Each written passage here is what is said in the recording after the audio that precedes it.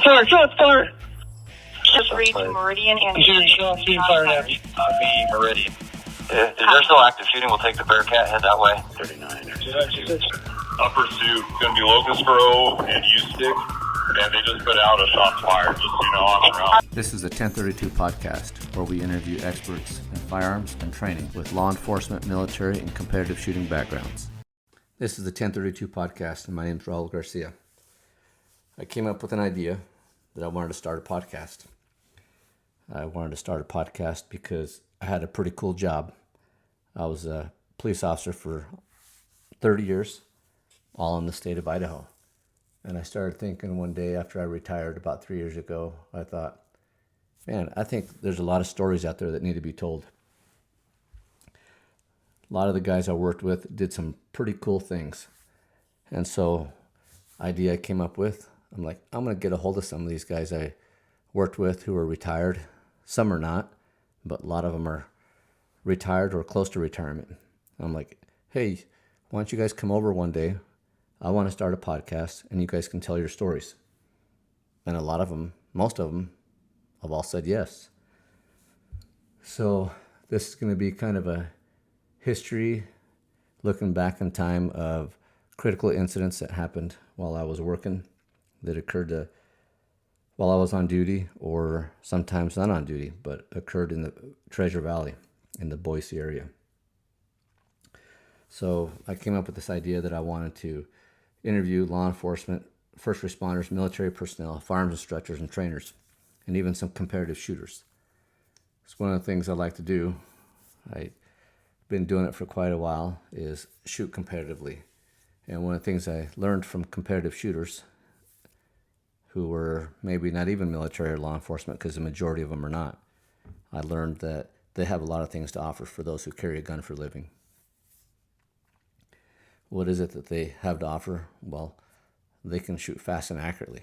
And if I could take the things that they do to shoot fast and accurately and apply it to what I did for a living and other guys are doing for a living, I think it could really help out. They also have what we call, just a good way to train. And it's using performance standards where they keep track of not only their hits and accuracy, but they also keep track of the speed in which they're able to score those points. And that's called the hit factor scoring. So performance training is what competition shooters do, and I think it translates over to training for law enforcement when it comes to firearms training. So I'm going to kind of mix those in a little bit. But just so you know a little bit about who I am and where I came from. I was born and raised here in Idaho. As a kid, I remember my father being in his police uniform. My dad was a police officer. He was a police reserve. And my mother was a registered nurse. She often worked in an emergency room in different areas of the hospital. So my parents were real big into service of the community and kind of passed that on to me. And so it's kind of stuck with me since I was a little kid that I wanted to be in a service job, and specifically law enforcement. I used to think cops were cool, just like a kid when you're playing cops and robbers. And then get a little older, start watching some TV shows. One of my favorite TV shows back in the day was Adam 12. Adam 12, I still think to this day, is one of the best TV shows that depicted law enforcement. And it was actually all the episodes that they filmed for TV, they got a lot of the ideas from incidents that actually occurred within LAPD. So kind of based on true events. So as a kid, I'd watch TV shows like that, and my interest grew and grew, right? With TV shows and hearing my mom and dad and some of their friends talk about their jobs and different stories, it really piqued my interest. And I remember when I was in 5th, 6th grade, I played Little League football. Well, my coach, Ruben Saldana, just happened to be a sheriff's deputy. He'd roll up in his patrol car, get out of his car, walk over to us for practice, and he'd be in full uniform. And I used to look at his badge and I was like, wow, that is awesome. That is impressive. But what was also impressive was his attitude towards us and the things that he taught us. He made all of us kids feel like we were important. And we actually won a championship game. As I became a teenager, my father had a friend by the name of Kevin Wynn who worked for the state police. And he used to tell me that they had ride-alongs. And so I asked him if I could go on a ride-along, and I went. And then I'd ask him again and again. And then pretty soon I was bugging him all the time. And he'd actually take me on these ride-alongs, and it was great because I got to see really what law enforcement officers do, at least from a state trooper's point of view, which is a little bit different than being a sheriff's deputy, but similar in many ways. We got in some pursuits. We went to a couple car crashes. I remember him giving CPR to a female who was involved in a rollover crash. He did that until paramedics were able to arrive. And I thought that was very heroic, that he was able to have the skills to be able to help somebody like that. Not only, they weren't just teaching theory, they were actually teaching reality, because they were teaching from experience. Well, I ended up going on a church mission down to Southern California, and I was in some pretty bad areas, bad as in high crime areas. There was a lot of gang activity and a lot of police activity. I'd see police officers on traffic stops. I'd see the helicopter fly over our place at night with the spotlight. I even seen a couple of pursuits. We even had a police officer get shot in the parking lot of our apartment complex. But even with all that police activity in our neighborhood, I didn't feel in danger, but it made me more excited about being a police officer. And I was like, man, I cannot wait to get home and be able to apply to a police department. So I got home, went back to school, and I applied for the Bannock County Sheriff's Department. I got hired as a jail deputy. I worked there for a short time, but the jail thing just really wasn't my thing. I had a friend of mine who was living in a small town and working for the police department called Heyburn PD, or the city of Heyburn, and he worked for Heyburn PD. It was a small town along the Snake River. So I applied, I got hired, and I got my exposure to police work. I worked for a few months, and then they sent me to the academy.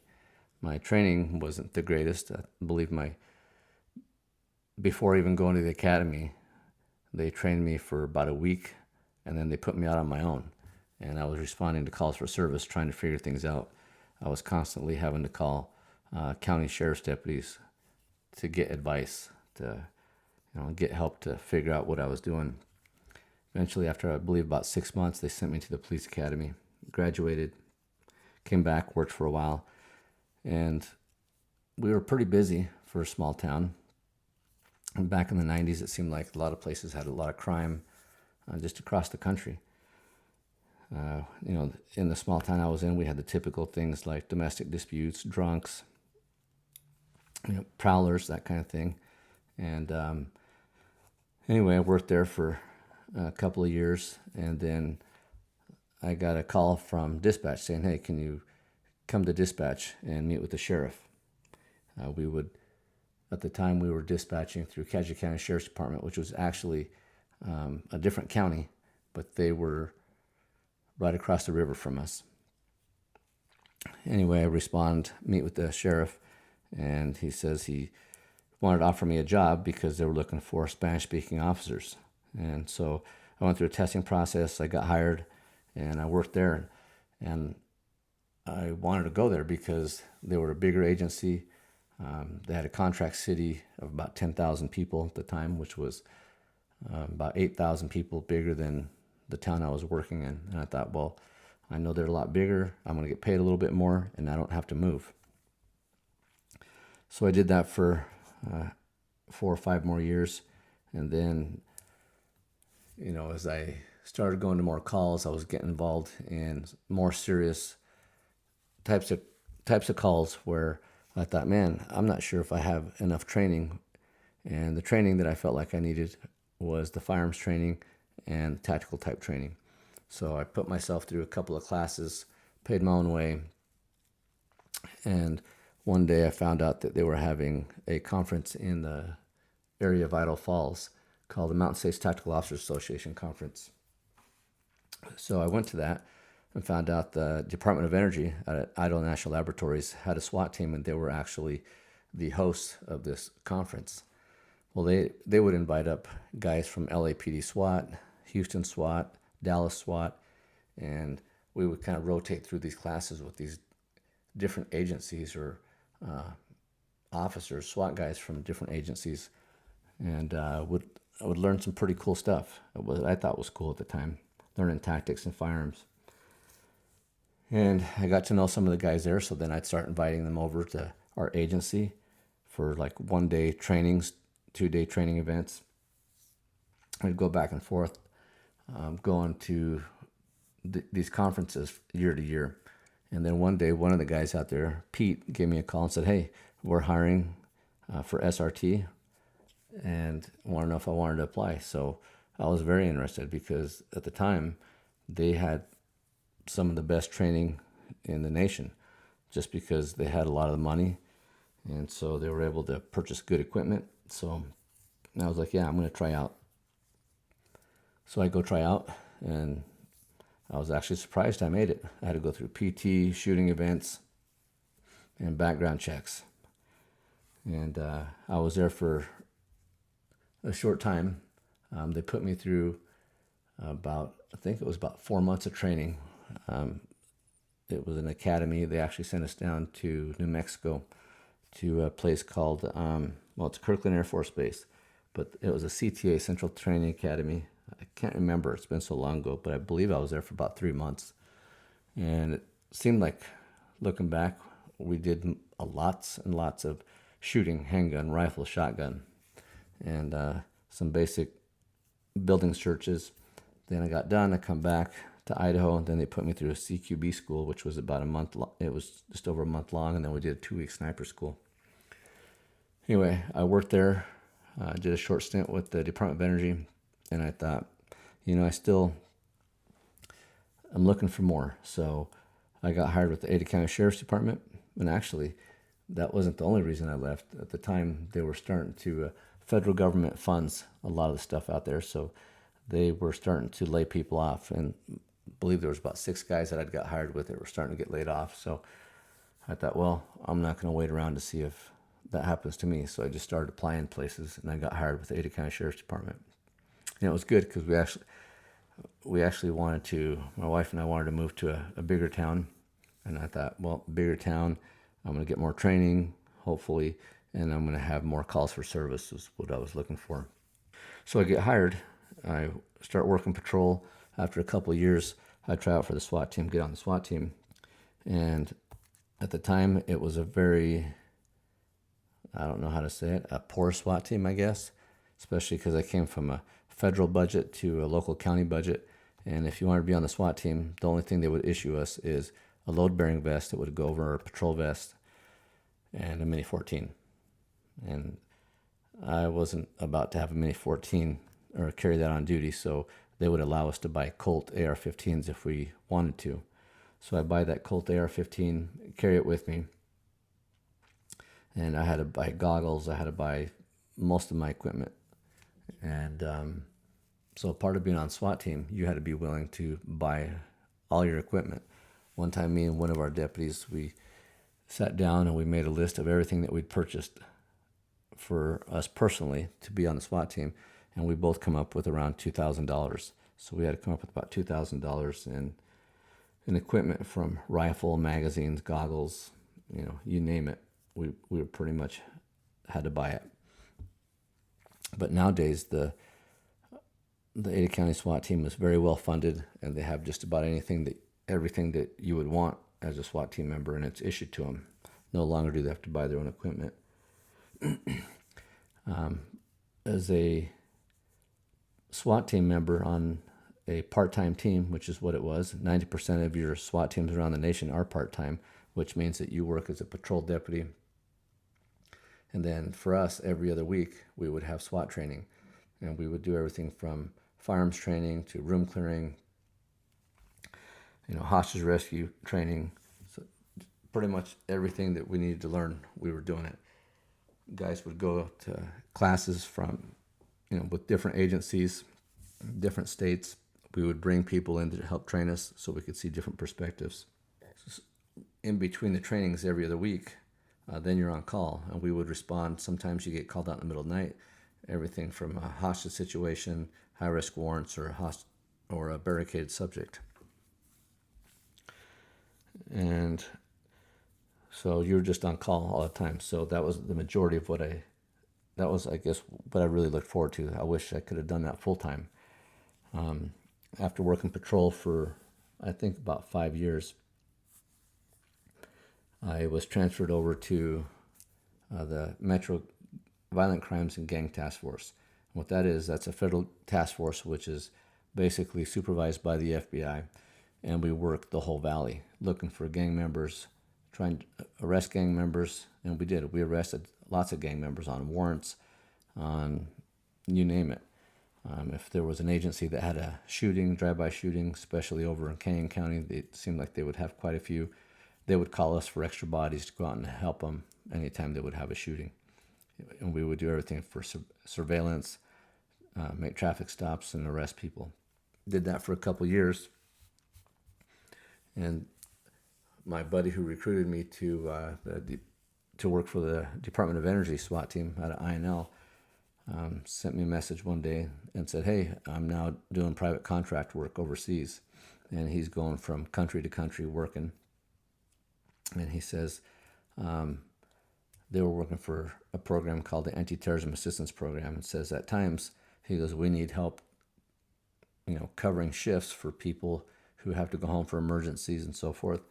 He's like, "Would you be willing to be on standby in case we need help?" I'm like, "Sure." So I put in my resume and kind of forgot all about it. And about a year and a half later, I get a phone call from a lady saying that she's from Virginia and she wanted to know if I was willing to teach for the Anti-Terrorism Assistance Program, teaching sniper stuff. And I was like, "I don't even know who you are." And she had to explain to me that she got my name from the State Department. And I finally realized that was the resume that I sent to my buddy Pete.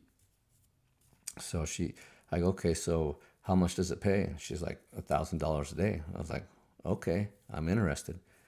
And I go, "When is it?" I'm thinking in my head it's going to be, a month down the road or 6 months down the road. And this was at 3 o'clock. I remember distinctly it was on a Wednesday, 3 o'clock in the afternoon.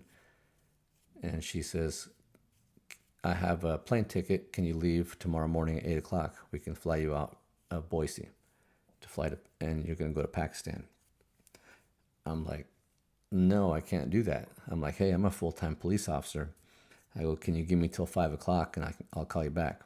So I went and talked to my lieutenant, made some arrangements. And after some begging, they gave me the time off. I actually had enough vacation time to be gone for 4 months. So after going home and, talking it over with my spouse, saying, "Hey, we're going to be able to get ahead because of how much money I'm going to be making," I flew I called this lady back and said, "Hey, I can't go tomorrow morning, but I could go on Wednesday." So she said, "Okay, we'll have a plane ticket ready for you Wednesday morning. You'll fly out of Boise, Idaho, and from there you'll fly to Washington, D.C., and then we're going to fly you to Pakistan." And I had a couple of layovers. I believe my first one was in Germany, and I went to London, to Qatar, and then over to Pakistan, if I remember right. And I was like, "Man, this is awesome." They flew me business class. I'd never done anything like that. You have your own recliner, your own personal little cubicle, and they bring you steaks. It was awesome. Anyway, I was there for about 4.5 months. I returned home, went back to working regular patrol, and being on the collateral, as my collateral duties, working SWAT and being a firearms instructor. Worked that for a couple more years, and then I got another phone call asking if I wanted to work another contract for the ATA program.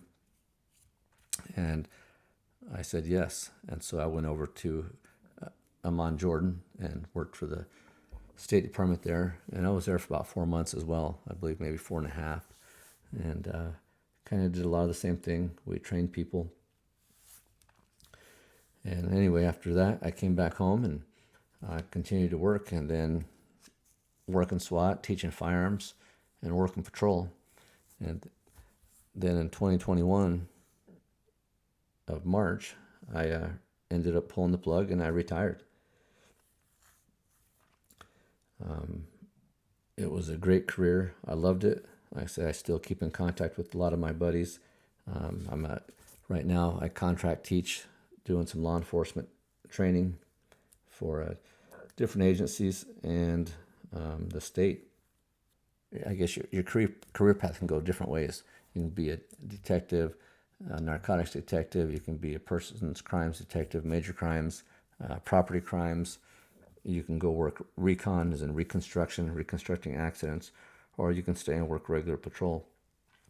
But I remember early on in my career going to a couple of police funerals, and those police funerals really stuck out in my mind. And I was determined that I was going to do everything I could to not get killed in line duty. And even more than that, I wanted to do everything I could to not let my partners be killed or, hurt. So that's one of the reasons why I went to a lot of training, paid my own way, and continued working on tactics and so forth. But now what I want to do is, I'd like to be able to have my friends, coworkers, or even people that I haven't met, people who've done the job, to come in and tell their stories about some of the things that they've seen and done. You're going to hear some of these guys get emotional about having to shoot somebody. You're going to hear some guys that won't get emotional. There's some guys who are involved in an OIS or an officer-involved shooting, and they quit the job altogether. There's some guys who are involved in an officer-involved shooting, stay with the job, and then are involved in several more officer-involved shootings. Some guys do this job and they're okay with running towards the sounds of gunfire, right? There's gunfire somewhere. Some guys race to be there first. And do we need people like that? I think so. I think it's very important to have people that will run to the sounds of gunfire, because they have the training, they have body armor, they have guns. So equipment and training, we need to have guys who are excited to do that type of work. I say sometimes guys shoot and kill somebody, but it's necessary to be able to shoot and kill somebody so that other people will live. I want to read a quote by Russ Claggett. He was quoted in On Combat by Lieutenant Dave Grossman. Anyway, in this paragraph, it says, it's titled, Making the Decision to Kill. I killed someone, but someone lived. There are two ways to look at it. Some people are so disgusted by the fact that they have killed someone, and further disgusted by the legal system that they quit. Statistics say that around 50% quit, and I see how that happens. It's a dirty part of the job, and there's certainly no part of me that wants it to happen again. On the other hand, it is a very necessary part of the job. After all, we keep the peace, and sometimes that takes a lot. The other way to look at it is this. Sure, I killed someone, but someone lived. Someone who is not going to live 1 second longer is instead alive because I did. Right? He says because I did, because he did shoot and kill someone. So someone died, but someone also lived. So do we need police who are willing to shoot other people that are threatening people's lives? Yes, we do. Do they need to feel bad about it? No, not necessarily. I have a challenge coin that has an inscription from the Bible, and it's Isaiah 6:8. It says, also I heard the voice of the Lord saying, who shall I send, and who will go for us?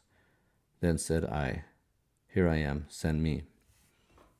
I think that's the way a lot of police officers think and believe.